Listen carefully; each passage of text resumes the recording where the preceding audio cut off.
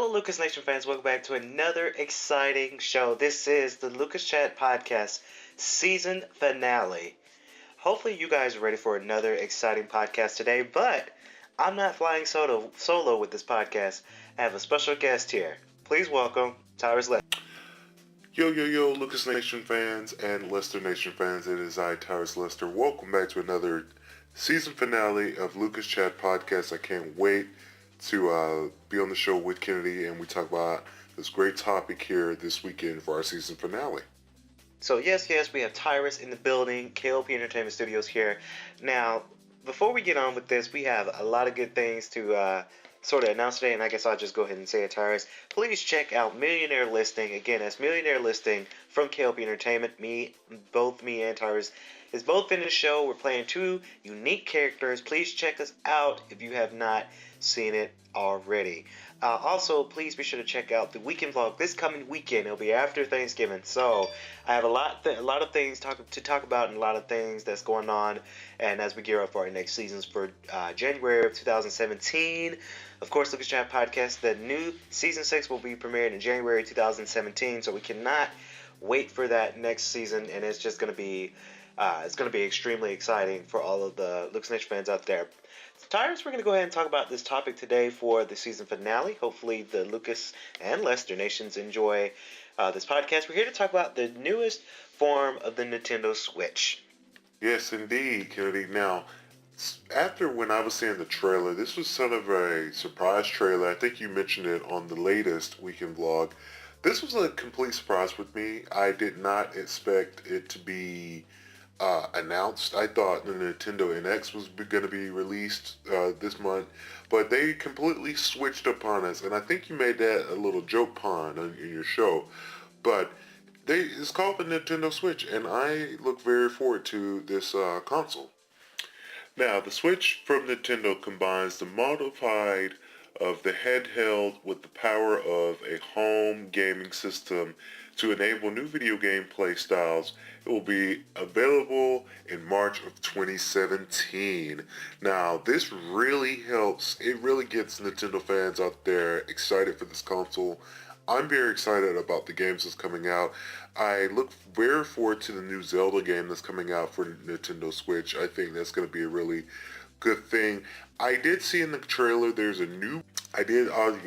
seeing that new Mario game in the trailer. I don't know if it looked like Mario Galaxy, so I don't know if they're going to announce Mario Galaxy 3, if that's even rumored out there, but I look very forward to that game as well. There's been notes about Skyrim directing a new gameplay experience for the Nintendo Switch, and of course, the new Sonic game, Project Sonic 2017, is also set to release on the Nintendo Switch later next year. Indeed, Tairus, I do enjoy this excitement, and I am also excited for this system as well. Now, this Nintendo Switch, it was developed as the NX. Nintendo, I guess they wanted to sort of trick the fan base. I think they wanted to make them think about the system and make them think about the future.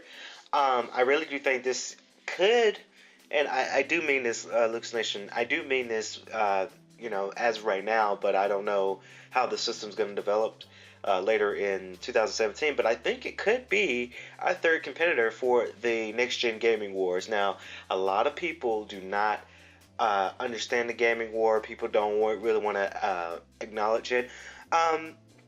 But here at K.L.P Entertainment, I do believe that there's going to be quite a bit of gaming war between PlayStation, Microsoft, Sony, Microsoft, Xbox, and Nintendo.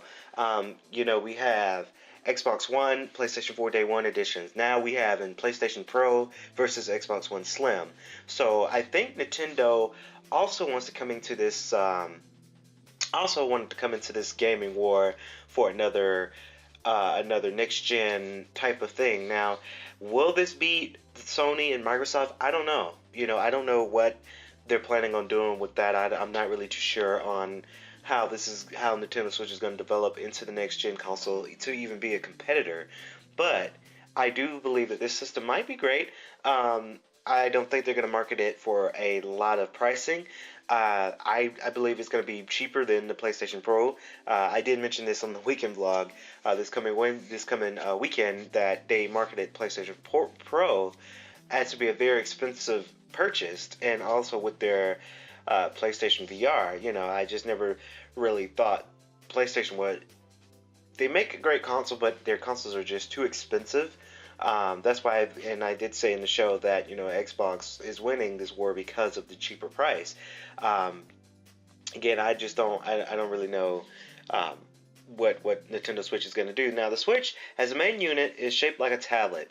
They're, it, the tablet with the two joysticks, they kind of resemble the Wii U gamepad just a little bit. It's a little bit different. It's a little bit slimmer. Um, you have a bigger screen. As seen in the trailer, your screen is a little bit bigger than the Wii U gamepad. I think that this is going to suppress the Nintendo Wii U because of the bigger screen, and you can do so much with the tablet. You can take the two joysticks from the sides apart, and you play that way. So I think that was a real nifty idea. Um, that's a real nifty idea, trying to be different from the Wii U, because we all know Nintendo's Wii U sales, they didn't really hit it off real good. I could agree also, Kennedy, with your theory. When I bought my Wii U, I mean, I still love it to this day, but you look at the sales now, and nobody's really playing the Wii U anymore. It was a great hit back in 2000, I want to say maybe 14, 15, when the new Super Smash Brothers game came out, and the Wii U, that was the biggest hit, and then the Mario Kart 8 was a big hit. But it's 2016, and I haven't really seen any new games for the Nintendo Wii U, along which I really do want to add to my collection. So I think they're rethinking their tactics a little bit. They're really trying to think outside the box because they really want Nintendo to be a big company and a high company, seeing that they have some drawbacks and they lost around $50 million dollars, if my results are correct. Around $50 million dollars that Nintendo has lost in inventory, and the products just wasn't selling. They were losing money for the company. So they're really trying to rethink their tactics and really rethink their company. Now, the main unit for the Nintendo Switch is connected to the television display through a docking station. Uh, I really do love that idea because I love everything to be in a docking station. I have my phone, my iPhone, on a docking station, and I like to have my MacBook also on a docking station as well. So it helps keeps the console all together. I think most gaming companies should rely on the dock. It helps keep your game consoles all together, and it's not everywhere. This docking station can be removed and used as a portable console, so you can take this thing anywhere and everywhere you want to go. As seen in the trailer, that's another nifty idea because they're really sticking to their roots. Nintendo is best known as one of the best portable companies out there, alongside with Sony, because again, PlayStation Vita was a good hit with the portable system. So they're really trying to go back to their roots of being the portable station. And despite the characteristic, Nintendo marks the Switch primarily as a home console rather than as a portable, meaning that they're targeting to be a based console. Again, like you mentioned, Kennedy, to be a competitor between PlayStation Pro and Xbox One Slim. So I think they might have a slim chance. It depends on their game lineups. It depends on how well the system develops, and it's all dependent on the sales. Being that the Nintendo Switch is a hybrid video game console with the main comprising of Switch consoles, Switch docks, and Joy-Con controllers, it all depends on the sale, and it all depends on, will the consumer like this product, and will it sell millions of units just like PlayStation and Xbox? So it all depends on whatever they develop in their game lineup.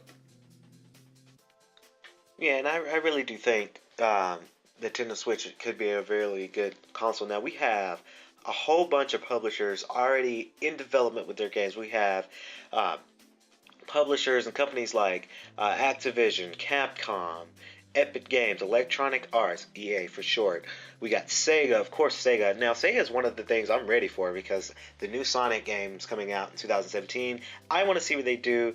Again, Sega, if you're listening to this podcast, I'm sorry, Tairus. I'm a fanboy of Sega. Please make a decent Sonic game. We're waiting. This is your chance to shine, Sega. We have Ubisoft and so many more other game companies that's already in development for the next lineups for this next system. Um, this system in display, it looks really good. They really handcrafted this to the craft. Um, I don't know if they're gonna have like a console based system and then the tablet. I don't know if they're gonna use the tablet as the base system. So I right now it's kind of early to tell what is actually what, but I can tell they're really thinking from the heart on this. You can use one part, the two joysticks come together to make a little Pro controller, and then you can take the joysticks apart and attach it to the tablet to make a Wii U gamepad type of feel to it. So it's very interesting. They really thought outside the box on this one. The design looks really good. I don't know if it's going to come in. We don't know if it's going to come in colors. I know we just saw the silver blackish looking color for now. I think if they made a white design, that would be fantastic. Um, I don't think they should do an all black design because, in theory, all black technology they get dusty and they're not. Uh, they get dusty and it's not the prettiest. But having a white Nintendo Switch, I think that's going to be really good, and it's a good color scheme for Nintendo's colors because we all know Nintendo's colors is red and white and black. So, and those are actually K.L.P Entertainment's colors as well, my favorite colors. So having a white design wouldn't be too bad. I think it will be a nice finish to it. I think it will look slimmer, look sleek. Um, it's all about design when you're developing technology and you're developing product. It's all about design. It's about what it looks like. It's not so much of what it does. It's about what it looks like and what it does. So I really do believe they should make a white uh, version of this, and of course they should make a white version of the Nintendo 3DS because I think that look good in white. Everything kind of looks good in white. Um, things look good in black, but things look good in white as well. Um, this hardware, I've seen it, and of course, I think we're gonna have it in the link description below. We saw the the the makers of it and how they really developed the console.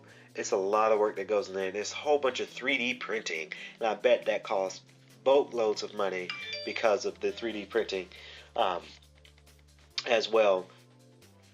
Well, very well said, Tyrus. I also agree with your logic here too. Um, Back when I was growing up, I was, growing up playing Sega and growing up playing Nintendo. So again, I agree with you on this. It all depends on if they get the job done right. Because I mean, I still have my Wii U. I still have my 3DS. Very successful, somewhat successful consoles in our lifetime. So it all depends on if they can get the job done right, and we'll have to see. March 2017, we'll be doing the same podcast, Lucas and Lester Nation fans. The unboxing, well, we probably won't have an unboxing for you guys, but we'll see other unboxings and we'll have our different take when March 2017 comes, and we'll see their next game lineups and so on and so forth. So hopefully you guys enjoyed the Lucas Chat podcast. Hopefully you guys enjoyed the show. Please be sure to like us on SoundCloud. We're available on SoundCloud. You go to soundcloud.com, type in K.L.P Entertainment, and you could hear our podcast over there. Also, you can check out our website at www.lucas94.winx.com/live. Tairus is the executive over that website. So very, very fantastic website. We have a lot of new things. K.L.P Photography has been fully updated.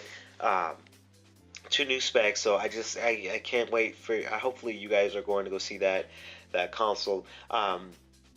So please be sure to check out all of our social medias in the link description below. I wanted to say this real quick before we log off here, because this podcast is going out possibly Wednesday, or by the time you send it, it's probably out, and you're listening to it right now. But Lucas and Lester Nation fans, I hope we both, Tyrus and I, want to thank you guys for staying tuned for us for the podcast, and hopefully you guys have a lovely, lovely Thanksgiving. Um, Thanksgiving is going to be really cool for most people out there, so please don't forget the values of Thanksgiving. Please don't forget the values of Christmas. Because certain people we tend to forget.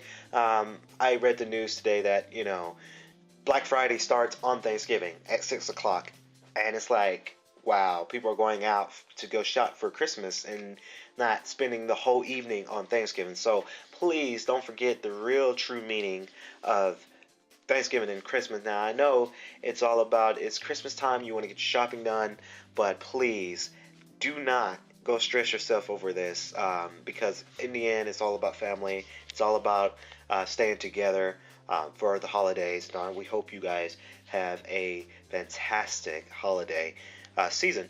So hopefully you guys enjoy us.